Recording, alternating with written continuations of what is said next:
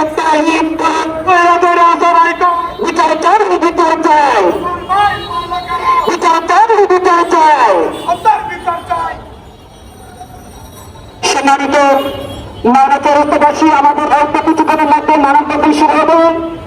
আমরা সকলে আজকে মানববন্ধন কর্মসূচিতে অংশগ্রহণ করব। আজকে আমার একজন ভাই আব্দুল্লাহ মারুফ সে একজন প্রতিবন্ধী ছিল। আপনারা অনেকেই তাকে চিনেন। সে চৌরাস্তা দিয়ে ঘোরাঘুরা করতো, বিভিন্ন জায়গাতে সে চলাফেরা করত। গত কিছুদিন আগে সে নিখোঁজ হয়েছিল। আমরা তাকে চিঠির মাধ্যমে কুমিল্লা থেকে উদ্ধার করা হয়।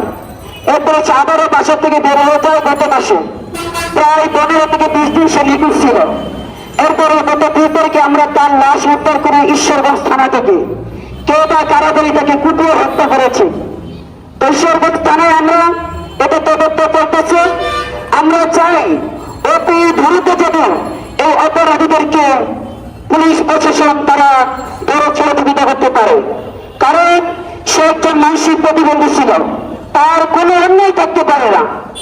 আমার অন্যায় থাকতে পারে, আপনার অন্যায় থাকতে পারে।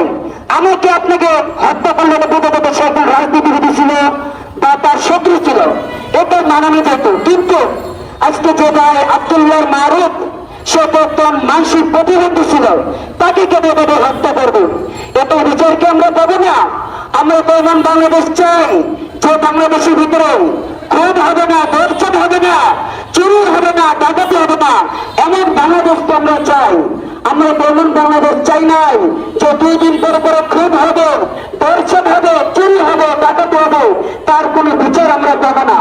দেখা যায় কিছুদিন পর পরে নানা চৌরাস্তার ভিতরে মানববন্ধন করা হয়, ধর্ষণের মানববন্ধন,